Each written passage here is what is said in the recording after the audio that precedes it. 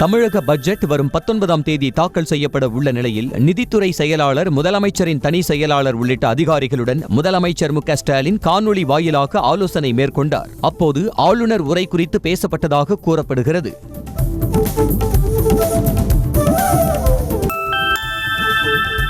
மூன்று நாட்கள் பயணமாக தமிழ்நாடு ஆளுநர் ஆர்.என். ரவி டெல்லி சென்றுள்ளார். வரும் 12ஆம் தேதி தமிழக பட்ஜெட் கூட்டத்தொடர் தொடங்க உள்ள நிலையில் மத்திய அமைச்சர் அமித்ஷாவை சந்தித்து பேச திட்டமிட்டுள்ளதாக கூறப்படுகிறது.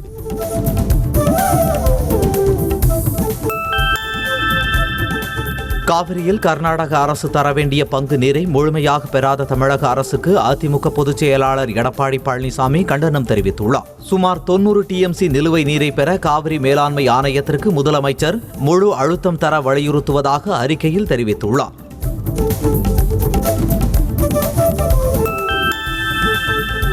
திமுகவுடனான பேச்சுவார்த்தையில் மார்க்சிஸ்ட் கம்யூனிஸ்ட் கட்சி தரப்பில் 5 தொகுதிகளில் போட்டியிட விருப்பம் தெரிவித்ததாக தகவல் வெளியாகியுள்ளது. கோவை, மதுரை, தென்காசி, கன்னியாகுமரி, நாகப்பட்டினம் தொகுதிகளை விருப்ப தொகுதிகளாக கேட்டுள்ளதாக கூறப்படுகிறது.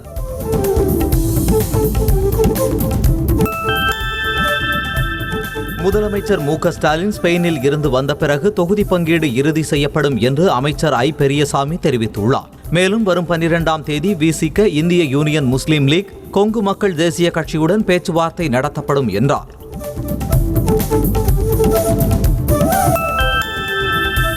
திமுக, மதிமுக இடையே மக்களவைத் தேர்தலுக்கான முதற்கட்ட தொகுதி பங்கீட்டு பேச்சுவார்த்தை நடைபெற்றது.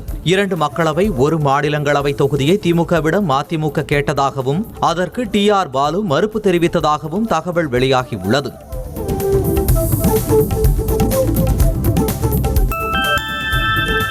திருவண்ணாமலை மற்றும் ஆரணி தொகுதி நிர்வாகிகளோடு திமுக தேர்தல் ஒருங்கிணைப்பு குழுவினர் ஆலோசனை நடத்தினர். அப்போது ஆரணி தொகுதியை காங்கிரசுக்கு ஒதுக்கக்கூடாது என்றும் தற்போதைய காங்கிரஸ் எம்பியின் செயல்பாடுகள் திருப்தி இல்லை என்றும் நிர்வாகிகள் தெரிவித்ததாக கூறப்படுகிறது.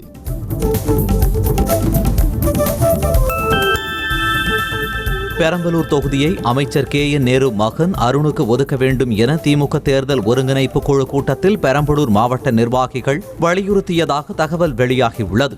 கடந்த முறை அத்தொகுதியில் IJK பாரிவேந்தர் போட்டியிட்டு வெற்றி பெற்றார்.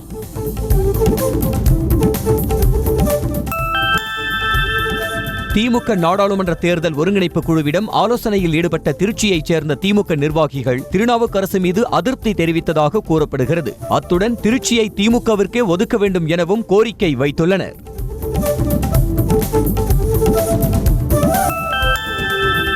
ஸ்பெயினில் இருந்தவாறு காணொலி காட்சி வாயிலாக திமுக தேர்தல் ஒருங்கிணைப்பு குழுவினரிடம் முதலமைச்சர் மு.க.ஸ்டாலின் ஆலோசனை மேற்கொண்டார். ஆலோசனை கூட்டத்தில் அமைச்சர்கள் KN நேரு, உதயநிதி ஸ்டாலின், தங்கம் தென்னரசு, ஏவ வேலு மற்றும் RS பாரதி உள்ளிட்டோர் பங்கேற்றனர்.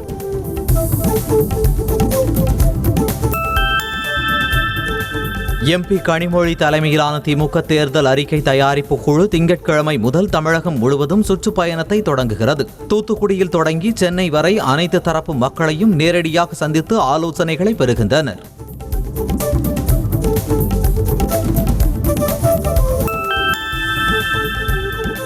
மக்களின் தேவைகளை அறிந்து கொண்டும் மாநில உரிமைகள் தொடர்பாகவும் திமுக தேர்தல் அறிக்கை தயாரிக்கப்படும் என நாடாளுமன்ற உறுப்பினர் கனிமொழி தெரிவித்துள்ளார். சென்னையில் செய்தியாளர்களிடம் பேசிய அவர், யார் எந்த தொகுதியில் நிற்பார்கள் என்பதை முதல்வர் முடிவெடுப்பார் என்றார்.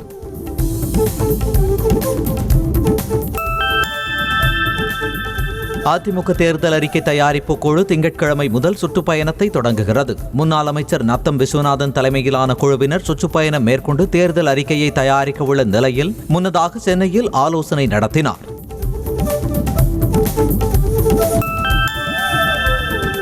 வரும் 11ஆம் தேதி சென்னை வரும் பாஜக தேசிய தலைவர் JP நட்டா பாஜக நாடாளுமன்ற மற்றும் சட்டமன்ற தேர்தல் பணிக்குழு நிர்வாகிகளுடன் ஆலோசனை நடத்தவுள்ளார். நாடாளுமன்ற தேர்தல் தொடர்பான இந்த ஆலோசனையில் சுமார் 5000 நிர்வாகிகள் பங்கேற்க உள்ளதாக கூறப்படுகிறது.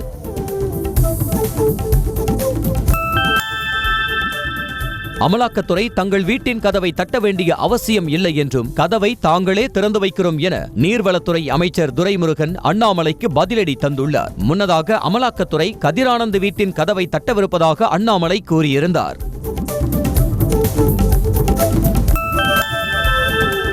தமிழ்நாட்டு மக்களின் பேரன்போடு தாம் முன்னெடுத்துள்ள அரசியல் பயணத்திற்கு வாழ்த்து தெரிவித்த அனைவருக்கும் தமிழக வெற்றிக் கழக தலைவர் விஜய் நன்றி தெரிவித்தார். இது தொடர்பான அவரது அறிக்கையில் என் நெஞ்சில் குடியிருக்கும் தோழர்கள் என குறிப்பிட்டுள்ளார்.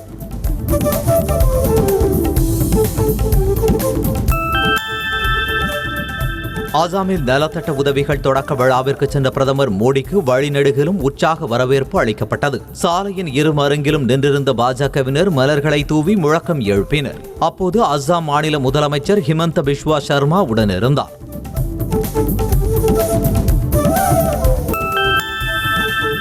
அஸ்ஸாம் மாநிலம் கவுஹாத்தியில் 11,000 கோடி ரூபாய் மதிப்பிலான நலத்திட்டங்களை பிரதமர் நரேந்திர மோடி தொடங்கி வைத்தார். மேலும் பல்வேறு திட்டங்களுக்கு பிரதமர் மோடி அடிக்கல் நாட்டி பணிகளை தொடங்கி வைத்தார்.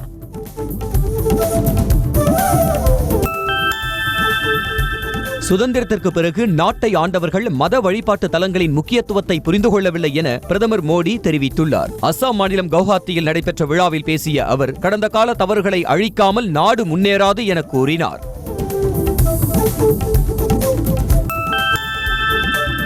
ஜார்க்கண்டின் தன்பாத் நகரில் காங்கிரஸ் எம்பி ராகுல் காந்தி இந்திய ஒற்றுமை நீதி யாத்திரை மேற்கொண்டார். அப்போது சாலையின் இரு மருங்கிலும் காத்திருந்த தொண்டர்கள் மலர்களை தூவி உற்சாகமாக வரவேற்பு அளித்தனர். அப்போது ராகுல் தொண்டர்களுக்கு கை கொடுத்து மகிழ்ச்சியை பகிர்ந்து கொண்டார்.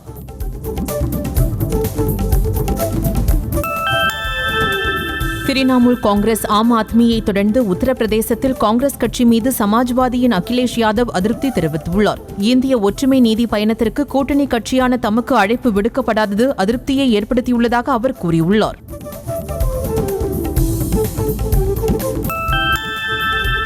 பாஜகவில் தன்னை இணையுமாறு வற்புறுத்தியதாக அரவிந்த் கெஜ்ரிவால் குற்றம் சாட்டியுள்ளார். டெல்லியில் நடைபெற்ற பள்ளி கட்டட அடிக்கல் நாட்டு விழாவில் பேசிய அரவிந்த் கெஜ்ரிவால் பாஜகவில் இணைய மறுத்ததால் தங்கள் கட்சி நிர்வாகிகளை அமலாக்கத்துறையினர் கைது செய்து வருவதாக தெரிவித்தார்.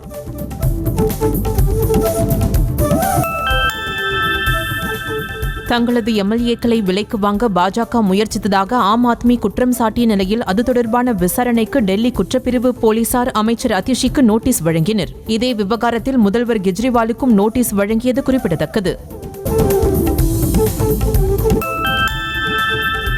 ஆந்திர பிரதேச முன்னாள் முதல்வரும் தெலுங்கு தேசம் கட்சி தலைவருமான சந்திரபாபு நாயுடுவை நடிகரும் ஜனசேனா கட்சி தலைவருமான பவன் கல்யாண் சந்தித்து பேசியுள்ளார். நாடாளுமன்ற தேர்தல் நெருங்கியுள்ள நிலையில் சந்திரபாபு நாயுடுவின் அமராவதி இல்லத்தில் இந்த சந்திப்பு நிகழ்ந்துள்ளது.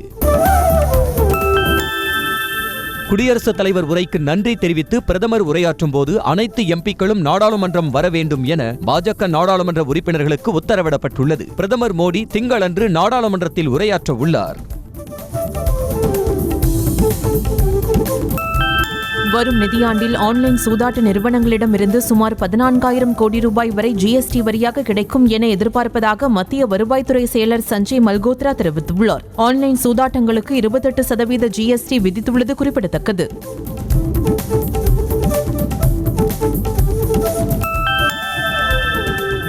ஆந்திர மாநிலம் பிரகாசம் மாவட்டத்தில் 3 மாடி கொண்ட தங்கும் விடுதி சீட்டுக்கட்டு போல் சரிந்து விழுந்த வீடியோ வெளியாகியுள்ளது. டோர்னாலா பட்டணம் ஸ்ரீசைலம் செல்லும் சாலையில் உள்ள இந்த தங்கும் விடுதியை ஒட்டி கட்டுமான பணிக்கான அஸ்திவாரம் தோண்டப்பட்ட போது சரிந்தது.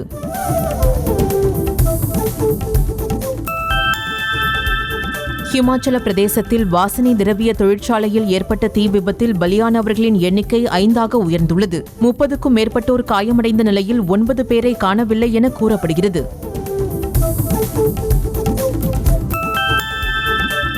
தனி நாடு குறித்து பேசிய காங்கிரஸ் எம்பி டி.கே. சுரேஷுக்கு எதிராக பெங்களூருவில் உள்ள அவரது வீட்டின் முன்பு பாஜகவினர் போராட்டத்தில் ஈடுபட்டனர். வீட்டை முற்றுகையிட முயன்றவர்களை போலீசார் அப்புறப்படுத்தவே ஆத்திரமடைந்த பாஜகவினர் சாலையில் அமர்ந்து கோஷங்களை எழுப்பினர்.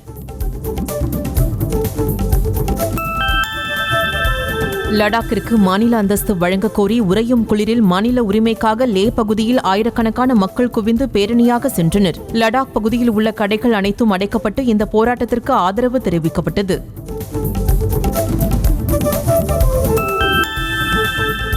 ஜம்மு காஷ்மீரின் டோட்டா மாவட்டத்தில் பெய்து வரும் கடும் பனிப்பொழிவு காரணமாக பல அடி தூரத்திற்கு பனி தேங்கியுள்ளதால் மக்கள் கடும் அவதியடைந்துள்ளனர். தொடர்ந்து மழை போல் பனி பெய்து வருவதால் அதனை சுற்றுலா பயணிகள் கண்டு மகிழ்ந்தனர்.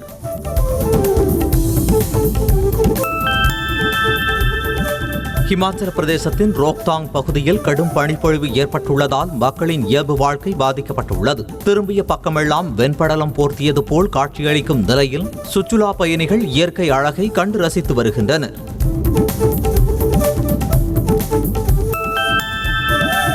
ஹிமாச்சல பிரதேச மாநிலம் மணாலியில் கடும் பனிப்பொழிவு நிலவி வருவது அங்கு சென்றுள்ள சுற்றுலா பயணிகளை மகிழ்ச்சியில் ஆழ்த்தியுள்ளது. அங்குள்ள மால் ரோட்டில் திரண்ட ஏராளமான சுற்றுலா பயணிகள் கடும் குளிருக்கு மத்தியில் தங்கள் பயணத்தை உல்லாசமாக அனுபவித்தனர்.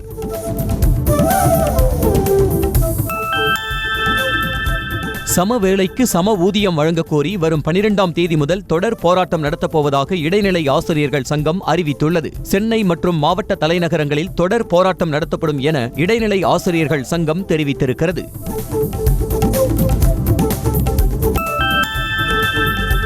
அதிமுக தலைவர்கள் குறித்து தவறாக பேசிய பாஜகவுடன் எப்போதும் கூட்டணி சேரமாட்டோம் என முன்னாள் அமைச்சர் ஜெயக்குமார் தெரிவித்தார். சென்னை ராயபுரத்தில் செய்தியாளர்களிடம் பேசிய அவர் சசிகலா ஓ பன்னீர்செல்வம் சந்திப்பு அரசியலில் முக்கியத்துவம் இல்லாதது என கூறினார்.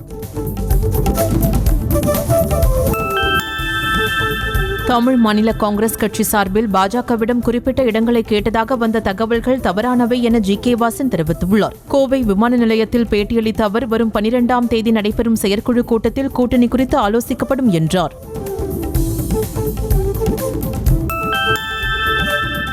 மோடி 3வது முறையாக பிரதமராக வர வேண்டும் என்ற எண்ணத்தின் அடிப்படையில் செயல்பட்டு வருவதாக முன்னாள் முதலமைச்சர் ஓ பன்னீர்செல்வம் தெரிவித்துள்ளார். நாகர்கோவிலில் செய்தியாளர்களிடம் பேசிய அவர் எம்ஜிஆர் விதித்த நிபந்தனைகளை இபிஎஸ் மாற்றியதாக குற்றம் சாட்டினார்.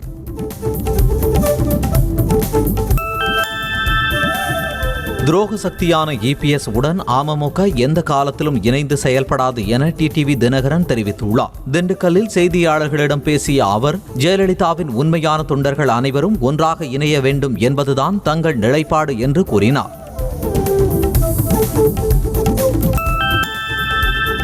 ஒரே கோவிலில் அனைத்து மக்களும் வழிபாடு செய்யும் வகையில் சமத்துவத்தை நிலைநாட்ட வேண்டும் என நாம் தமிழர் கட்சி ஒருங்கிணைப்பாளர் சீமான் வலியுறுத்தியுள்ளார். மேலும் தென் முடியனூரில் பொதுப்பிரிவினருக்கு தனிக்கோவில் கட்டப்படுவதையும் அவர் கண்டித்துள்ளார்.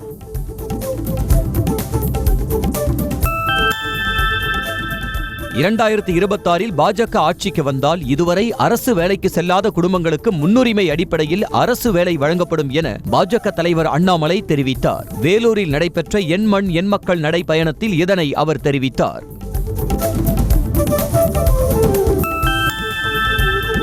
திமுக எம்பி ஆர் ராசா தொடர்ந்து அருவருக்கத்தக்க வகையில் பேசி வருவதால் அவர் பெயரை அபியூசிங் ராசா என மாற்றிக்கொள்ள வேண்டும் என பாஜக எம்எல்ஏ வானதி சீனிவாசன் தெரிவித்துள்ளார். உதகையில் செய்தியாளர்களிடம் பேசிய அவர் மத்திய அரசு ஒதுக்கும் நிதியை தமிழக அரசு மறைத்து வருவதாக குற்றம் சாட்டினார்.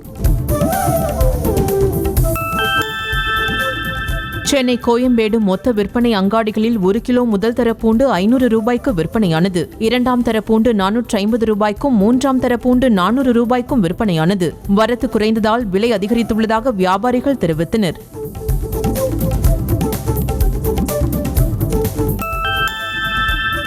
சிவாஜியை கைவிட்ட போதே தென்னிந்தியாவில் காங்கிரஸ் மங்கிவிட்டது என விமர்சித்த இயக்குனர் ஆர்.வி. உதயகுமாருக்கு பதிலளித்த கே.எஸ். அழகிரி சிவாஜியை யாரும் கைவிடவில்லை என்றும் அவர் போதிய அளவு அரசியல் நுணுக்கம் பெறவில்லை என்றும் கூறினார்.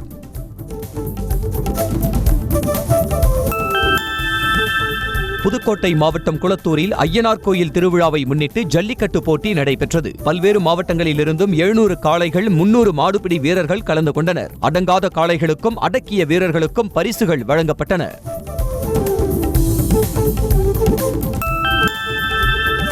தமிழ்நாட்டின் முன்னாள் டிஜிபி ஜாங்கிட் காவி பெயிண்ட் ராமர் உருவப்படம் பாஜக கொடி பொருத்தப்பட்ட காரில் பயணித்த வீடியோ வெளியாகியுள்ளது. 2019 பணியிலிருந்து ஓய்வு பெற்ற இவர் பாஜகவில் இணைந்த நிலையில் விரைவில் நடைபெறவுள்ள நாடாளுமன்ற தேர்தலில் களமிறங்க உள்ளதாக தகவல் வெளியாகியுள்ளது.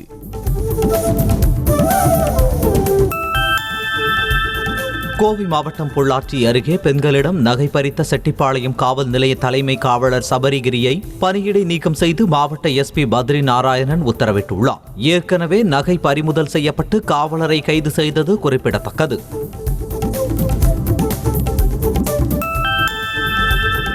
திருவள்ளூர் மாவட்டம் பழவேற்காட்டின் வரலாற்று சிறப்புகளை கொண்டாடும் வகையில் 13ஆம் ஆண்டு பழவேற்காடு தினம் வெகு விமரிசையாக கொண்டாடப்பட்டது. கட்டுமரப் போட்டி, கோலப்போட்டி, குழந்தைகளுக்கான விளையாட்டுப் போட்டிகள் என பல வகையான போட்டிகள் நடத்தப்பட்டு பரிசுகள் வழங்கப்பட்டன.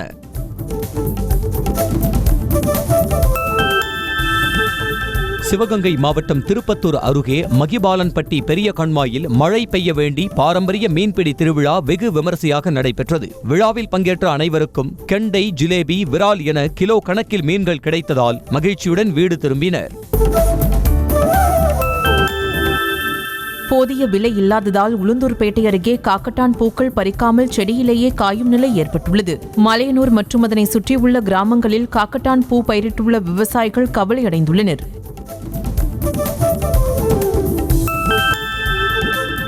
பிரசித்தி பெற்ற தஞ்சை பெரிய கோவிலில் மழைநீர் தேங்கி சேதமடைந்த தரைத்தளத்தை சீரமைக்கும் பணி தொடங்கியது. முதற்கட்டமாக 67 லட்சம் ரூபாய் ஒதுக்கீடு செய்யப்பட்டு கோவில் விமானத்தின் பின்பகுதியில் கருவூரார் முருகன், விநாயகர் சன்னதிகளில் பராமரிப்பு பணிகள் மேற்கொள்ளப்பட்டது.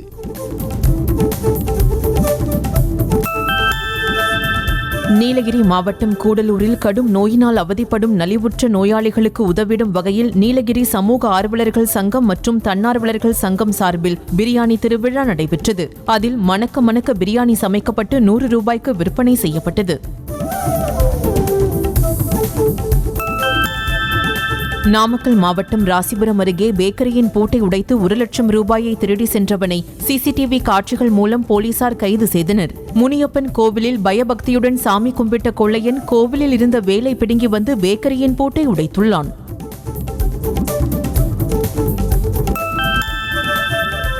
கள்ளக்குறிச்சி மாவட்டம் உளுந்தூர்பேட்டை ஸ்ரீ சாரதா பள்ளியில் பொதுத் தேர்வு எழுதும் மாணவர்கள் நல்ல மதிப்பெண்களுடன் வெற்றி பெற வேண்டி வித்யார்த்தி பூஜை நடைபெற்றது. அதில் 10க்கும் மேற்பட்ட அரசு பள்ளிகளைச் சேர்ந்த 1000க்கும் மேற்பட்ட மாணவர்கள் கலந்து கொண்டனர்.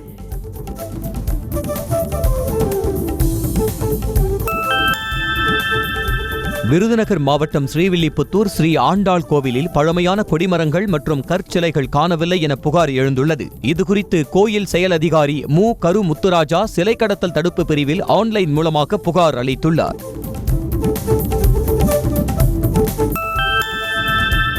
ஐம்பது வயது நபர் ஒருவர் தாம் 10ஆம் வகுப்பு வரை படித்த பள்ளிக்கு மீண்டும் சீருடை அணிந்து சென்ற சுவாரஸ்ய சம்பவம் கோவையில் அரங்கேறியுள்ளது. கோவை நல்ல ஆயன் உயர்நிலைப் பள்ளியில் 1990-91 10ஆம் வகுப்பு படித்த முன்னாள் மாணவர்களின் சந்திப்பு நடைபெற்ற நிலையில் கார்த்தி என்பவர் சீருடை அணிந்து வந்தார்.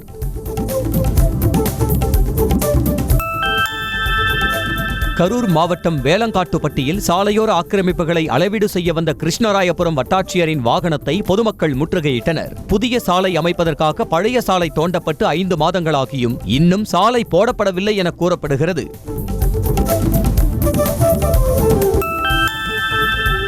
சென்னை விமான நிலையம் எதிரே அடுத்தடுத்து 4 கார்கள் மோதிக்கொண்ட விபத்தால் கடும் போக்குவரத்து நெரிசல் ஏற்பட்டது. ஜிஎஸ்டி சாலையில் சென்றபோது ஓட்டுநரின் கட்டுப்பாட்டை இழந்த கார் முன்னால் சென்ற வாகனத்தின் மீது மோத பின்னால் வந்த கார்கள் அடுத்தடுத்து மோதி விபத்துக்குள்ளானது.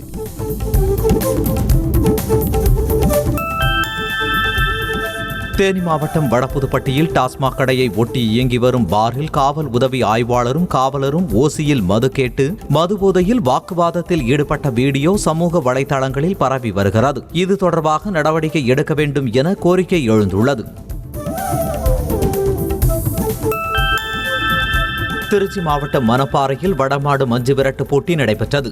இதில் மதுரை, சிவகங்கை உள்ளிட்ட பல்வேறு மாவட்டங்களில் இருந்து 14 காளைகள் கலந்து கொண்டன. காளைகளுக்கு வேட்டி, மலர் மாலை அணிவித்து மரியாதை செலுத்தப்பட்டது. நீலகிரி மாவட்டம் கோத்தகிரி அருகே சேலாடா செல்லும் சாலையில் இரவு நேரத்தில் உலா வந்த புலியால் வாகன ஓட்டிகள் அச்சமடைந்துள்ளனர். சாலையில் புலி ஒன்று தனது வாகனம் முன்பு ஓடுவதைக் கண்ட வாகன ஓட்டி ஒருவர் தனது செல்போனில் படமெடுத்தார். அந்த காட்சி தற்போது வைரலாகி வருகிறது.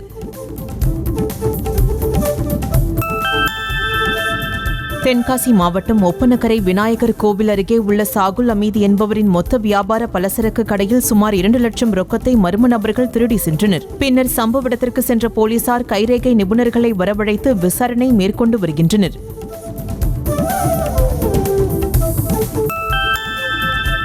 மயிலாடுதுறை மாவட்டம் சீர்காழியில் பள்ளி மாணவர்கள் உருவாக்கிய 2 கிலோ எடை கொண்ட சிறிய செயற்கைக்கோள் ஹீலியம் பலூன் மூலம் விண்ணில் ஏவப்பட்டது. சுபம் வித்யா மந்திர் பப்ளிக் பள்ளி மற்றும் சென்னை கோலா சரஸ்வதி பள்ளி மாணவர்கள் இணைந்து இந்த சிறிய செயற்கைக்கோளை உருவாக்கினர். வார விடுமுறையை ஒட்டி கொடைக்கானலில் சுற்றுலா பயணிகள் குவிந்தனர். நட்சத்திர ஏரியில் படகு சவாரியும், ஏரிச்சாலையில் சைக்கிள் சவாரி செய்தும் சுற்றுலா பயணிகள் மகிழ்ந்தனர். பசுமை பள்ளத்தாக்கு, பைன்மரக்காடுகள், மோயர் சதுக்கத்திலும் கூட்டம் அலை மோதியது.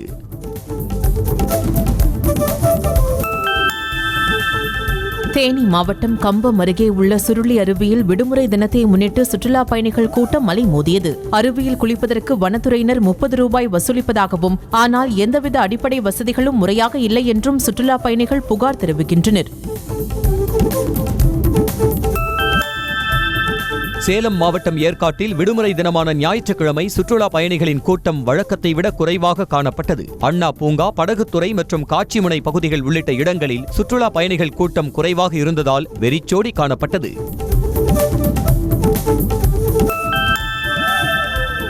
அயோத்தி ராமர் கோவிலை பிரதமர் மோடி திறந்து வைத்தார் என்பதற்கு பதிலாக அதானி திறந்து வைத்ததாக காங்கிரஸ் எம்பி ஜெயக்குமார் பேசியது சர்ச்சையை ஏற்படுத்தியுள்ளது.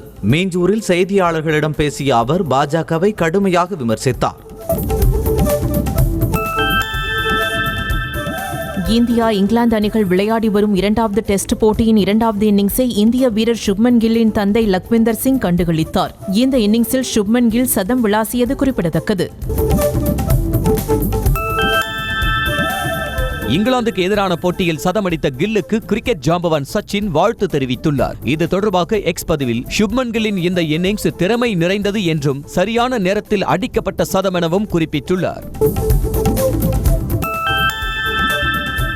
வேட்டையின் படப்பிடிப்பிற்காக ஆந்திர மாநிலம் கடப்பாவிற்கு சென்ற நடிகர் ரஜினிகாந்தை பார்த்த ரசிகர்கள் உற்சாகமடைந்தனர். படப்பிடிப்பு நடைபெற்ற பகுதியில் குவிந்த ரசிகர்களை பார்த்து ரஜினிகாந்த் கையசைத்த வீடியோ காட்சி வைரலாகி வருகிறது.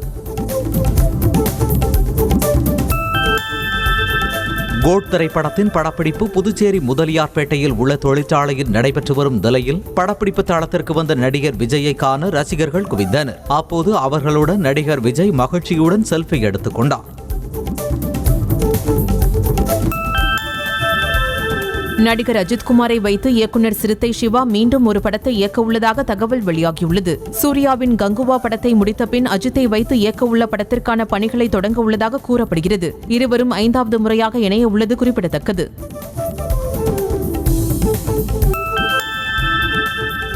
அஜித் நடிப்பில் உருவாகி வரும் விடாமுயற்சி படத்தின் அடுத்த கட்ட படப்பிடிப்பை சென்னை மற்றும் ஹைதராபாத்தில் நடத்த படக்குழு திட்டமிட்டுள்ளதாக கூறப்படுகிறது. ஏற்கனவே அசர்பைஜானில் படப்பிடிப்பு நடைபெற்ற நிலையில் அடுத்த கட்ட பணிகள் தொடங்கியதாக சொல்லப்படுகிறது.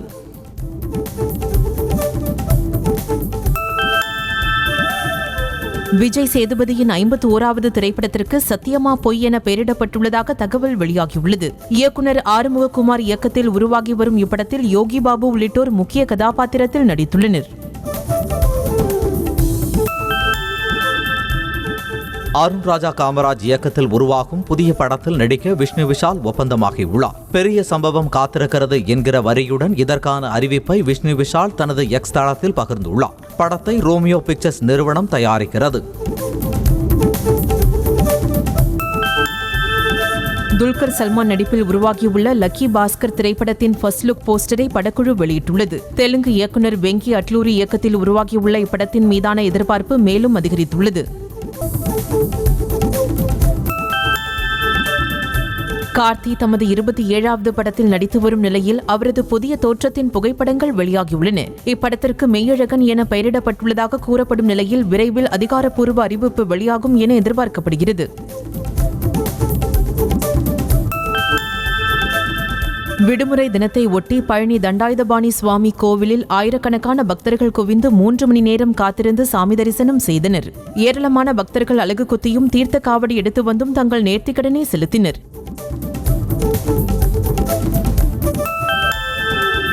திருவள்ளூர் வீரராகவ பெருமாள் கோவிலில் தை மாத பிரம்மோற்சவ திருவிழா கொடியேற்றத்துடன் வெகு விமர்சையாக தொடங்கியது. 10 நாட்கள் நடைபெறும் திருவிழாவில் வரும் 6ஆம் தேதி கருட சேவையும் 10ஆம் தேதி தேரோட்டமும் நடைபெறுகிறது.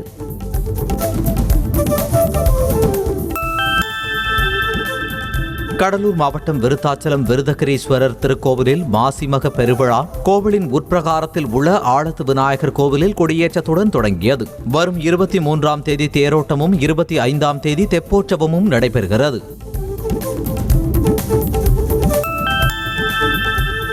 நாடாளுமன்ற தேர்தலில் திமுக கூட்டணி வெற்றி பெற வேண்டி திருச்செந்தூர் சுப்பிரமணிய சுவாமி கோவிலில் அமைச்சர் அனிதா ராதாகிருஷ்ணன் சத்ரு சம்ஹார பூஜை செய்து சிறப்பு வழிபாடு மேற்கொண்டார். அப்போது இந்தியா கூட்டணி பெயரில் வேத மந்திரங்கள் முழங்க பூஜைகள் செய்யப்பட்டன. லாவா நிறுவனம் இந்திய சந்தையில் யுவா 3 என்ற தனது புதிய ஸ்மார்ட் போனை அறிமுகம் செய்துள்ளது. இதில் 64 GB மெமரி மாடலுக்கு 6800 விலையும் 128 GB மெமரி மாடலுக்கு 7300 விலையும் நிர்ணயம் செய்யப்பட்டுள்ளது. இதன் விற்பனை அமேசான் தளத்தில் வரும் 7ஆம் தேதி தொடங்குகிறது.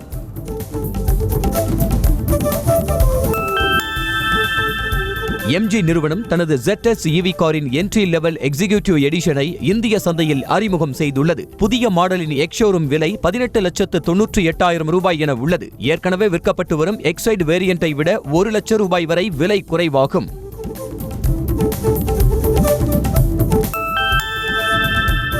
உலகின் முதல் சூரிய ஒளியை கண்ட்ரோல் செய்யும் மேற்கூரைக்கான கிட் இந்தியாவில் அறிமுகம் செய்யப்பட்டுள்ளது. கார்வேர் ஹைடெக் பிலிம்ஸ் நிறுவனம் அறிமுகம் செய்துள்ள சன்ரூப் மற்றும் மூன்ரூப் பிலிம்ஸ் கிட் ஆகியவற்றின் மூலம் காரை எப்பொழுதும் அழகாக வைத்துக் கொள்ளலாம். செய்திகளை உடனுக்குடனும் துல்லியமாகவும் தெரிந்து கொள்ள சப்ஸ்கிரைப் பண்ணுங்க.